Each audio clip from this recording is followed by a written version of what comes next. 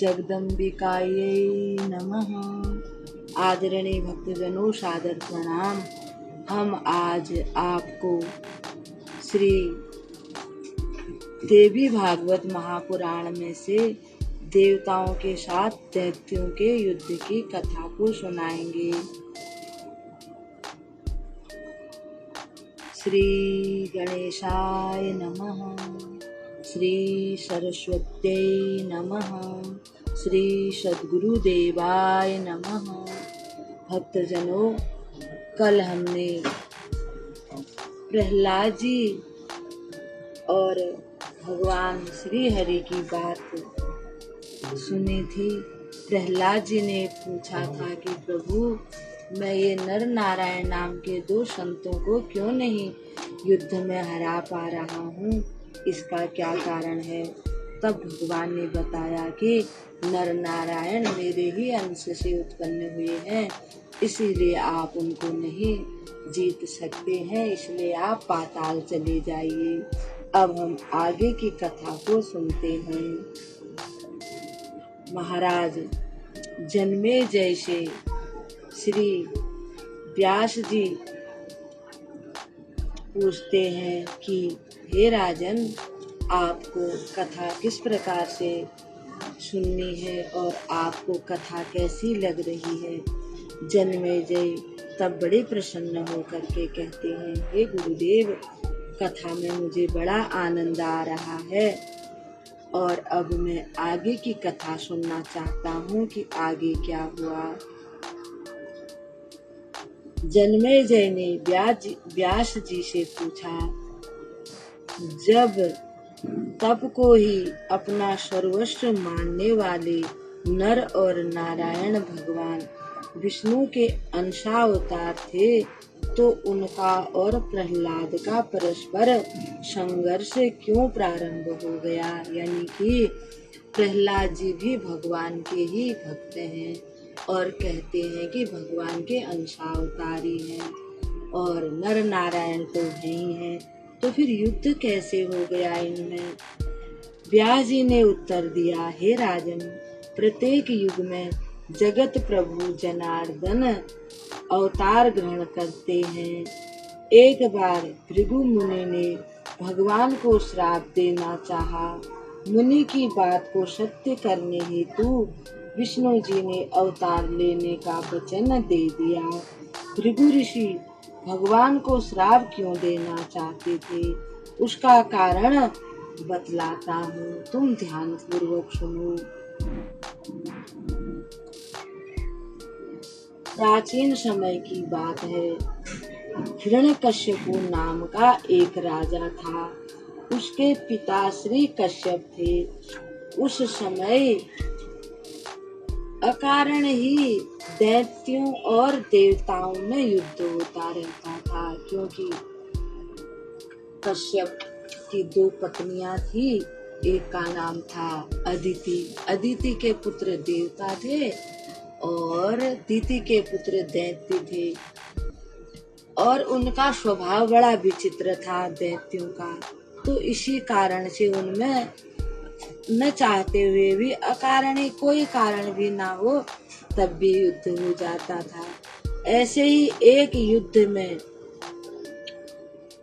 हिरण्यकश्यपु मारे गए। जब हिरण्यकश्यपु का अंत हो गया, तब प्रहलाद जी राजा बन गए। भगवान ने उनको राजा बना दिया। हिरण्यकश्यपु को भगवान श्री नरसिंह ने मारा था, ये सब हम जानते ही हैं। अब प्रहलाद जी के राज्य पर बैठने के साथ ही फिर एक बार इनका युद्ध हो गया। देवता और दानवों में भयंकर युद्ध हो गया। देवताओं ने बड़े ही मन से युद्ध किया। प्रहलाद जी की उसमें हार हो गई। इस पर प्रहलाद जी अपने पौत्र को राजा बनाकर स्वयं गंधमादन पर्वत पर जाकर तपस्या करने लगे। राज्य पाने पर बलि का भी देवताओं के साथ भयंकर युद्ध हो गया, जिसको देवासुर संग्राम के नाम से प्रसिद्ध है। भगवान विष्णु ने इंद्र की सहायता करके दैत्यों को राज्य से हटा दिया और देवता फिर से राज्य करने लगे।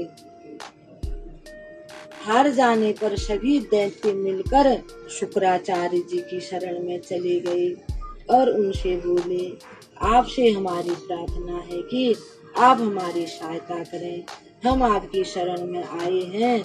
मुनिवर शुक्राचार्य बड़े दयालु व्यक्ति थे। दैत्यों के शरण में आने पर उन्होंने उनसे कहा कि डरो मत, मैं तपस्या करके आता हूँ और तपस्या से मंत्र जो शक्ति है उसको सिद्ध करूंगा और उस मंत्र शक्ति से मैं आपकी सहायता करूंगा और मैं भगवान शिव जी के पास जाकर तपस्या करता हूँ। तब तक तुम लोग सावधानी पूर्वक रहो। शुक्राचार्य जी भगवान शंकर की तपस्या करने के लिए कैलाश पर्वत पर चले गए।